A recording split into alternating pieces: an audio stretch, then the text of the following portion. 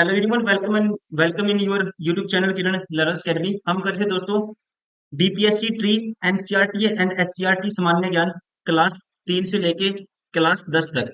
जो भी क्वेश्चन आपका जो बिहार शिक्षक का एग्जाम होता है उसमें जो भी एमसीक्यू दोस्तों बन सकते हैं। एनसी जैसे कि हमने एनसीईआरटी बेस्ड और जो भी एससीईआरटी बेस्ड जो भी क्वेश्चन है, मोस्ट इंपोर्टेंट क्वेश्चन है, वो सारे के सारे हम सीक्वेंस वाइज और चैप्टर वाइज कवर कर रहे हैं। अभी इस वीडियो में कवर करेंगे ये है कक्षा 5 एससीईआरटी के जो मोस्ट इंपोर्टेंट क्वेश्चन है। इसमें सारे अध्याय हम कवर करेंगे और इसमें क्या है कि जितने टोटल 18 अध्याय है, 18 अध्यायों में से वो क्वेश्चन उठाएंगे जो मोस्ट इंपोर्टेंट क्वेश्चन है, जो आपके एग्जाम में बन सकते हैं। तो चलिए स्टार्ट करते हैं कक्षा 5 एचसीईआरटी क्वेश्चन नंबर 2 से। जैसे कि आप ये मत सोचिए क्वेश्चन नंबर 1 कहाँ गया।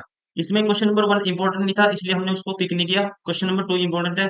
वैसे ही फिर क्वेश्चन नंबर 4, फिर उसके बाद अध्याय 2 में से वैसे जो इंपॉर्टेंट क्वेश्चन है दोस्तों वो उठाए हैं। इस तरह से इसको बनाया गया है स्लाइड को। तो आप इसको लगातार प्रैक्टिस करते रहिए। इससे पहले बहुत सारी वीडियो ऑलरेडी डाल चुके हैं। कक्षा 3 से लेके 4 तक हमने कवर किया था। कक्षा 5 का एनसीईआरटी का जो पार्ट था, क्वेश्चन थे इंपॉर्टेंट, वो कवर किए थे। अभी इस वीडियो में रहने वाले हैं कक्षा 5 एससीईआरटी। एससीईआरटी मतलब बिहार स्टेट एग्जाम में जो भी क्वेश्चन बनते हैं दोस्तों एससीईआरटी से, वो सारे इस वीडियो में कवर करेंगे। अध्याय 1, पटना से नाथुला की यात्रा। क्वेश्चन नंबर 2, कंचनजंगा राष्ट्रीय उद्यान के बारे में निम्नलिखित में से कौन सा कथन सत्य है। पहला कहता है कंचनजंगा राष्ट्रीय उद्यान सिक्किम भारत में स्थित एक राष्ट्रीय उद्यान है और एक बायोस्फीयर रिजर्व है। दोस्तों अपने अपने स्टेटमेंट करेक्ट है, ध्यान रखना। इस उद्यान का क्षेत्रफल 1784 वर्ग किलोमीटर है, जो सिक्किम के कुल क्षेत्रफल का 25.14% है। ये भी स्टेटमेंट अपने में करेक्ट है। कस्तूरी मृग हिम तेंदुए और हिमालय तैर जैसे वन्य जीव उद्यान में रहते हैं, ये भी ठीक है। तो एक से ज्यादा ठीक है, तो राइट आंसर होगा आपका ऑप्शन 4।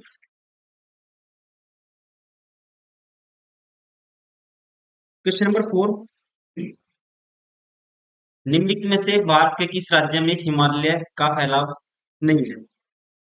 कौन सी दोस्तों राज्य में हिमालय का फैलाव नहीं है, ये हमें बताना है। ठीक है, देखो हिमालय का फैलाव उत्तराखंड में दोस्तों, हिमाचल प्रदेश में, सिक्किम में है, उत्तर प्रदेश में नहीं है। तो राइट आंसर होगा यहाँ पे ऑप्शन फर्स्ट।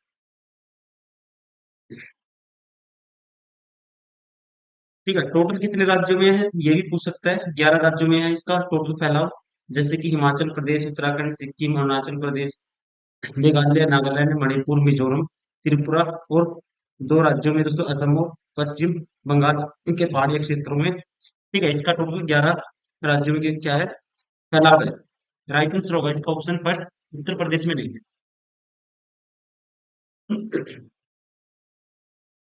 अध्याय 2, क्वेश्चन नंबर 2, फुटबॉल मैच की अवधि नियमित समय में कितनी होती है। दोस्तों फुटबॉल मैच की अवधि कितनी होती है ये आपको बताना है। तो दोस्तों ध्यान रखेंगे, एक मैच 45 मिनट के 2 बराबर भागों में चलता है। ठीक है, तो यहाँ पे टोटल जो अवधि होगी ये होगी, कह सकते हैं 90 मिनट। राइट आंसर होगा ऑप्शन थर्ड। क्वेश्चन नंबर 4, कितने वर्षों के बाद पुरुष भारतीय क्रिकेट टीम 2023 के क्रिकेट विश्व कप के फाइनल में पहुंची थी। तो दोस्तों फाइनल में पहुंची है, यहाँ पे राइट आंसर होगा। ठीक है, 2011 में जीती थी फाइनल। उसके बाद फाइनल में पहुंची थी लेकिन फाइनल जीत नहीं पाई थी, ऑस्ट्रेलिया से हार गई थी। तो 2011 से 23 तक लगा लो कितना टाइम होगा, 12 वर्ष। राइट आंसर होगा ऑप्शन फर्स्ट।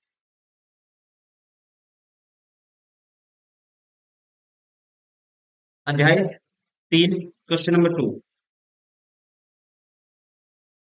निम्नलिखित में से कौन सा बीज पानी द्वारा फैलता है। दोस्तों इनमें से कौन सा बीज है जो पानी द्वारा फैलता है।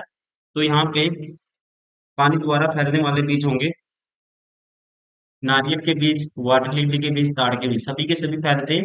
राइट आंसर होगा ऑप्शन 4, उपयुक्त में एक से अधिक। क्वेश्चन नंबर 4, निम्नलिखित में से कौन सा एक प्रमुख अम्ल है, कौन सा एक प्रमुख दोस्तों एसिड है जिसका उपयोग अम्ल बीज स्कारीकरण में किया जाता है। तो ये है दोस्तों जो, ठीक है, ये अम्ल है सल्फ्यूरिक एसिड। राइट आंसर होगा option second.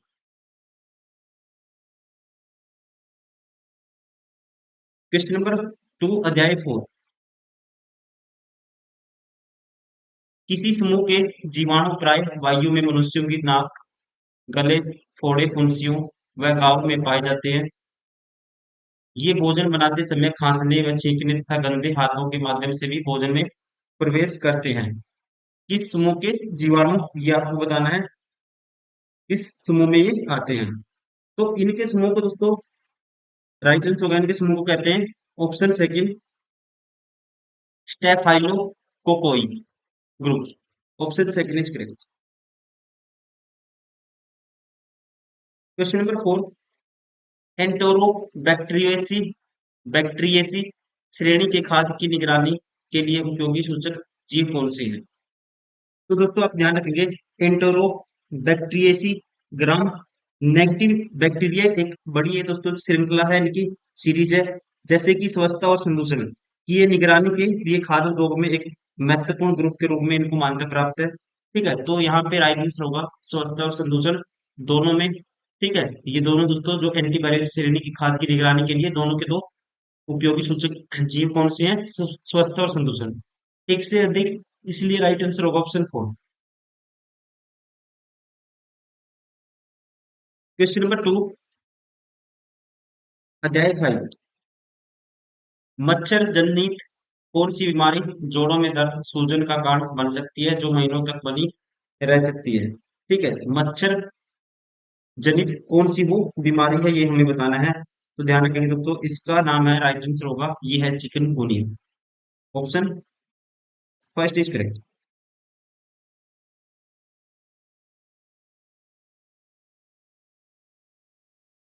Question number 4, dengue virus फैलाने के लिए मुख्य रूप से मच्छर की कौन सी प्रजाति जिम्मेदार है। दोस्तों डेंगू वायरस फैलता है, आपको पता ही होगा दोस्तों, most famous question, Aedes aegypti मच्छर के कारण।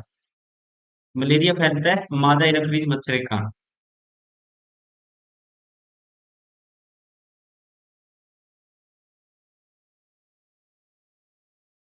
अध्याय 6, क्वेश्चन नंबर 2,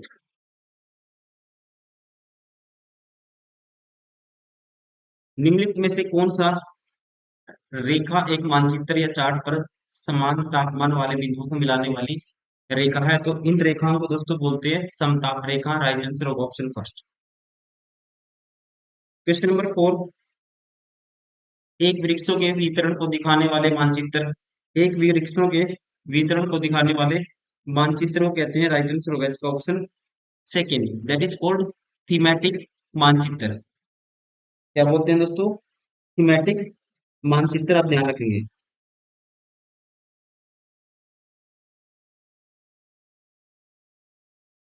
अध्याय 7, क्वेश्चन नंबर 2, किस फसल उत्पादन में बिहार भारत में प्रथम स्थान पर है। दोस्तों कौन सी फसल के उत्पादन में है जो बिहार भारत में क्या है, प्रथम स्थान पे है, ये आपको बताना है। तो यहाँ पे दोस्तों बिहार है, राइट आंसर होगा, बिहार में सबसे ज्यादा होता है लीची, मखाना, अमरूद और भिंडी, राइट आंसर होगा ऑप्शन फर्स्ट।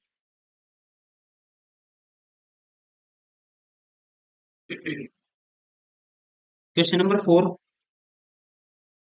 बिहार में भूमि उपयोग प्रतिरूप के विकास पर निम्नलिखित में से किस कारक का प्रभाव पड़ता है। ठीक है, बिहार में भूमि उपयोग प्रतिरूप के विकास पर निम्नलिखित में से दोस्तों किस कारक का, किस फैक्टर का जो इम्पैक्ट पड़ता है, ये आपको बताना है। ठीक है, तो ध्यान रखेंगे, ये है, राइट आंसर होगा इसमें उच्चावच जलवायु वर्षा, सभी के सभी आएंगे, राइट आंसर होगा ऑप्शन 4।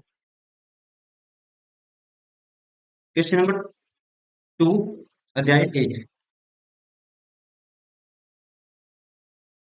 पटना चिड़ियाघर में विश्व में सबसे अधिक संख्या में कौन से जानवर है। पटना चिड़ियाघर में दोस्तों सबसे ज्यादा पाया जाता है, राइट आंसर होगा इसका ऑप्शन थर्ड, गैंडों की संख्या क्या है, सबसे अधिक है। ठीक है, लुप्त प्राय जानवर गैंडे की संख्या के मामले में पटना चिड़ियाघर दोस्तों विश्व में टॉप पर पहुंच गया है, ये आपको ध्यान रखना है।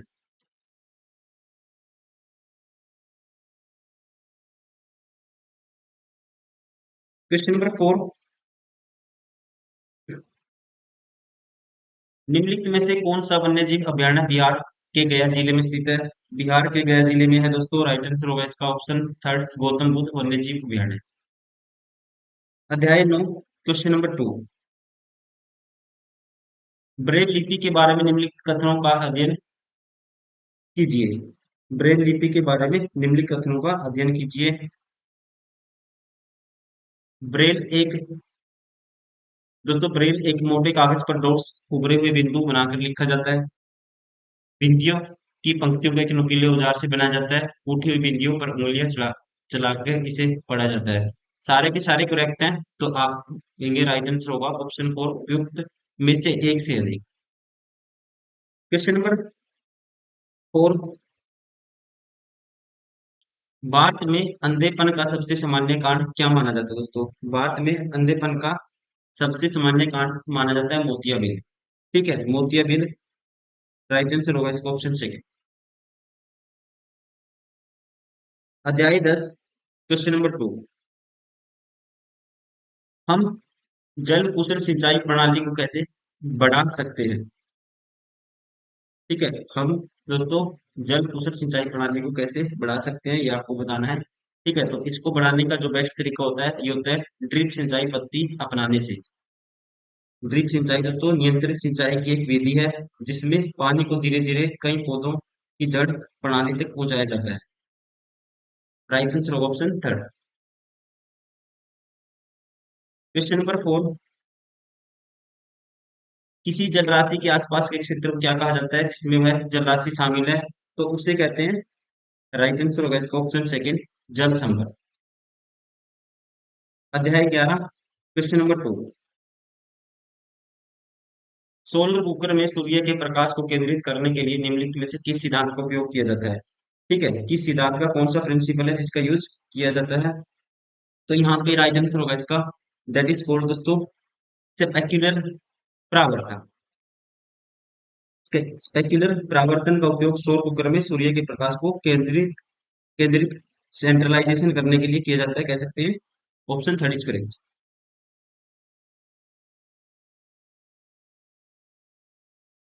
Question number four, solar cooker में उपयोग किया जाने वाला का पैन खाना पकाने का पैन डैश ऊर्जा में परावर्तित कर देता है दोस्तों। ठीक है, तो ध्यान रखेंगे सोलर कुकर में उपयोग किए जाने वाले पकाने का पैन प्रकाश ऊर्जा को किसमें बदल देगा? उष्मा ऊर्जा में परिवर्तित कर देगा। ठीक है, किसमें बदल देगा दोस्तों? लाइट एनर्जी को कहेंगे हीट एनर्जी में कन्वर्ट कर देगा। Option third is correct.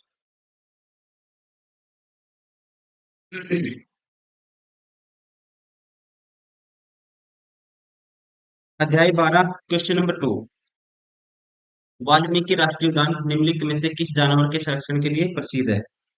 Valmiki राष्ट्रीय उद्यान, तो आप ध्यान रखें दोस्तों वाल्मीकि राष्ट्रीय उद्यान बाघों के लिए प्रसिद्ध है। और ये कहाँ पे है? चंपारण जिले में गंडक नदी के तट तट पर ये स्थित है। राइट आंसर होगा ऑप्शन इसका थर्ड, किसके लिए? बाघों के लिए। क्वेश्चन नंबर फोर, भारी वर्षा व पवन के कारण उपजाऊ ऊपरी मृदा की हानि कहलाती है। ठीक है, उपजाऊ ऊपरी मृदा की हानि दोस्तों कहलाती है, जिसे कहते हैं मृदा का अपवर्तन। मृदा अपवर्तन अपर्दन। राइट आंसर होगा option third.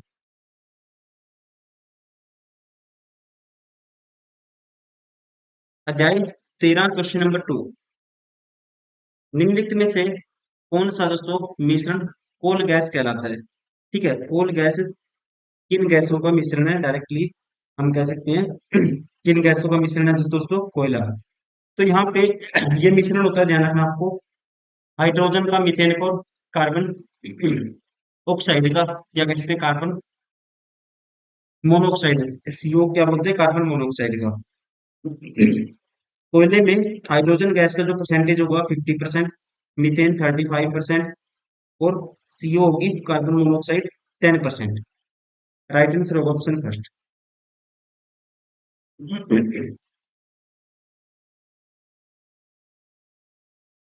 Question number four,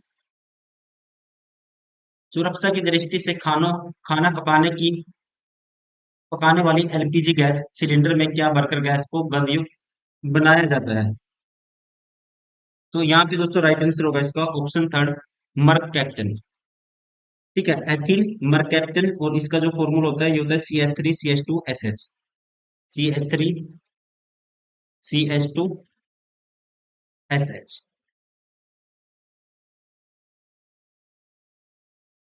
अध्याय 14 क्वेश्चन नंबर 2। डैश के अंतर्गत आखेट, भोजन संग्रह, पशुचारण, मछली पकड़ना, वनों से लकड़ी, कंद मूल, फल व अन्य उत्पाद एकत्रित करना, कृषि एवं खनन कार्य सम्मिलित किए जाते हैं। ठीक है, तो ये सारी की सारी जो प्रोसेस है ये आएंगी। राइट आंसर होगा इसका ऑप्शन फर्स्ट, प्राथमिक गतिविधि में। Question number 4। किस धातु को अक्सर आधुनिक उद्योग की रीढ़ कहा जाता है दोस्तों? ठीक है, तो यहाँ पे राइट आंसर होगा जो दोस्तों लोहा है, आयरन, Fe। लोहा और इस्पात उद्योग को आधुनिक उद्योग की रीढ़ कहा जाता है। राइट आंसर होगा ऑप्शन फर्स्ट, लोहा, आयरन। अध्याय 15 क्वेश्चन नंबर 2। वन वनस्पतियों की विविधता का एक प्रमुख कारण है। वनस्पतियों की विविधता का एक प्रमुख कारण है, ये आपको बताना है। देखो कारण कौन कौन से हो सकते हैं? मृदा में दोस्तों विविधता, तापमान में अंतर, नदियों के जल की मात्रा में अंतर, ये सारे के सारे कारण हो सकते हैं। तो कहेंगे उपयुक्त में से एक से अधिक। राइट आंसर होगा ऑप्शन 4। Question number 4। निम्नलिखित में से कौन कथन उष्णकटिबंधीय सदाबहार वनों के संदर्भ में सही है? कौन सा कथन है जो इसके रिगार्डिंग सही है, ये आपको बताना है। उष्णकटिबंधीय सदाबहार के वनों के बारे में देखो, ये वन शीत और शुष्क प्रदेश में पाए जाते हैं दोस्तों। ये स्टेटमेंट गलत है। इन वन क्षेत्रों में वार्षिक वर्षा 200 सेंटीमीटर से अधिक होती है, ये अपने आप में स्टेटमेंट क्या है? करेक्ट है। ये वन विरल होते हैं दोस्तों, ये भी गलत है। तो राइट आंसर होगा, ध्यान रखेंगे, ऑप्शन सेकंड। ध्यान रखना है, वर्षा कितनी होती है? 200 सेंटीमीटर से अधिक। क्वेश्चन नंबर 16, सॉरी, अध्याय 16 क्वेश्चन नंबर 2। डैश शब्द का प्रयोग मनुष्य और उनके भौतिक पर्यावरण के बीच संबंध को संदर्भित करने के लिए किया जाता है। तो इसके लिए यूज करते हैं हम दोस्तों, राइट आंसर होगा ऑप्शन सेकंड, मानव पारिस्थितिकी। ठीक है, मानव पारिस्थितिकी, option second is correct. Question number 4। MNREGA में ग्राम पंचायत की क्या भूमिका है दोस्तों? ठीक है, मनरेगा में जो ग्राम पंचायत की भूमिका है कौन कौन सी हो सकती है? ग्राम स्तर पर कार्यान्वयन की निगरानी, ठीक है, काम की मांग आकलन करने के लिए समय समय पर सर्वेक्षण करना, जॉब कार्ड जारी करना। तो पहले दो हैं, तो कह सकते हैं पहले दो सही है, तो उपयुक्त में से एक से अधिक।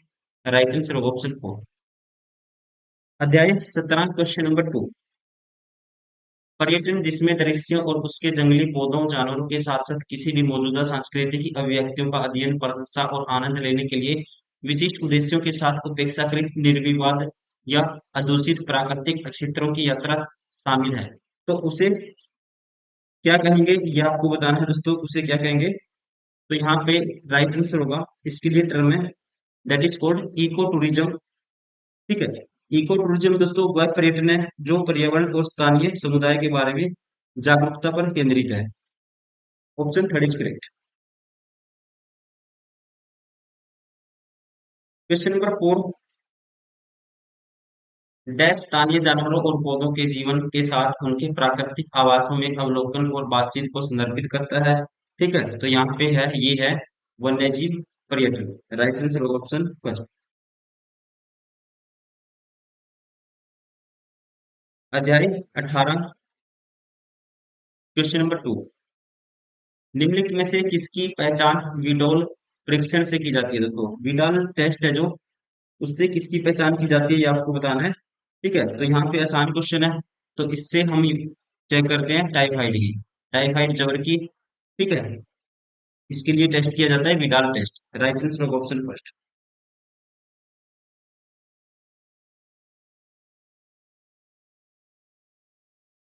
Question number 4। निम्नलिखित में से वह जीवाणु कौन सा है जो मानव शरीर में बीमारी उत्पन्न करता है? ठीक है, वो जीवाणु दोस्तों कौन सा जो मानव शरीर में बीमारी उत्पन्न करता है? तो इनमें से वो है साल्मोनेला टाइफी। ठीक है, साल्मोनेला टाइफी बैक्टीरिया टाइफाइड बुखार उत्पन्न करता है दोस्तों, जो एक संभावित घातक बीमारी है। और बैक्टीरिया के संक्रमण स्पैरो टाइफाइड बुखार होता है इससे। ठीक है, जो क्या हो सकता है? घातक हो सकता है। तो यहाँ पे राइट आंसर होगा ऑप्शन थर्ड।